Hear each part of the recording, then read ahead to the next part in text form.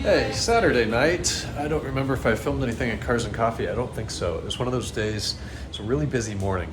Woke up at like 6, got out of here by 8, headed over to Rancho Santa Fe on the 540. Haven't driven this since Monday. I was in the X5 all week. What a freaking sports car. It's all perspective. You could daily drive a 520D, which I've never driven, but I imagine it's rather slow. And if you went and drove, I don't know, a first-gen Kia Rio for 3 days, you'd get in your 520D, and it would feel like an Enzo or a Veyron or something incredible.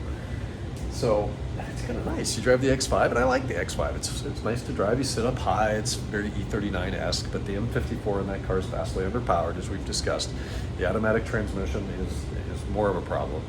And then you get in the 540, which isn't really a fast car anymore. It's not slow, but it's not fast. It's 300 horsepower, a little less.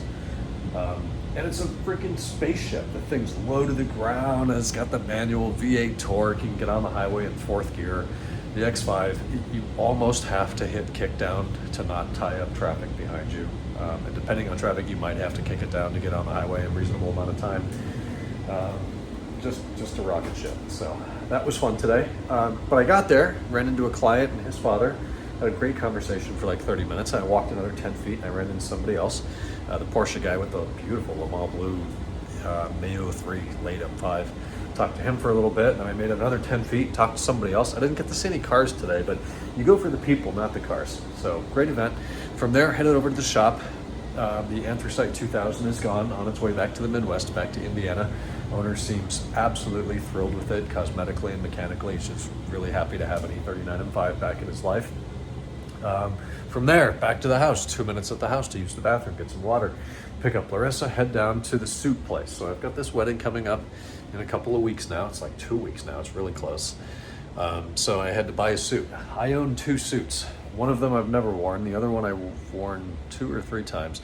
They came from a place in Ohio called Joseph A. Banks, which is kind of made for, how can I politely say, overweight older people. It's made for older people who are overweight, and that isn't me. I'm 6'3" and 160 pounds, built like a 2x4. So getting things that fit me is really challenging. And why I chose that store, I know why I chose that store, because they had a sale when they moved in, and my grandparents paid for it as a high school graduation present for me, which dates it in 2012, 12 years ago now. But they had a 3-for-1 sale, so it was like $600. And you got 2 suits, and for the 3rd one, I got a shirt and a pair of shoes and a tie and a blazer. And the only utility I've ever really gotten out of that is the blazer. The blazer fits well. I wear that with contrasting pants, usually gray. It's a navy blazer. So that's been my suit, but it's not a suit. It's not a proper suit. So finally, at age 30, I acquire a proper suit. And of course, it's got to be tailored. Because I'm tall and my arms are really long and I have to lengthen the sleeves, take in the middle, so I can't fit 3 more people in there with me. The pants, I'm a size like 31 waist, so that's not really a problem, and that gets the legs right. But, you know, they purposely make those long so they have to be hemmed. But anyways, it was 1 trip down there to order the suit, the 2nd trip to pick it up and, you know, have it fitted and have the tailor do what they're gonna do.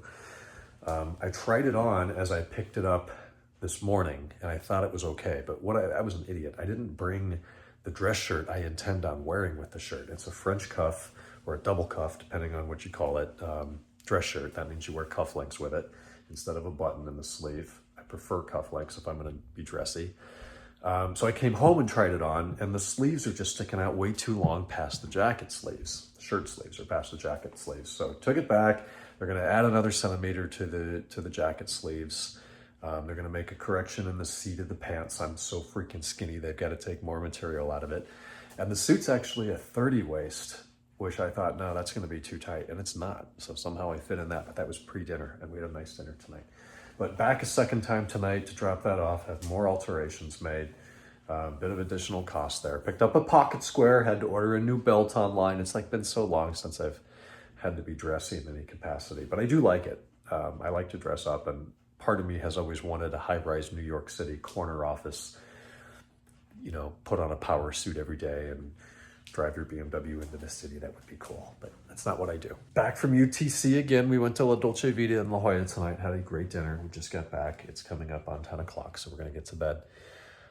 Full day, we're gonna sleep. Tomorrow's kind of a house chores, normal grocery shopping and laundry type day. And then tomorrow night, we're gonna host a little bit, have Matt, Amanda, Kenan over for dinner. Should be a ton of fun. So I will talk to you guys on Sunday. Night.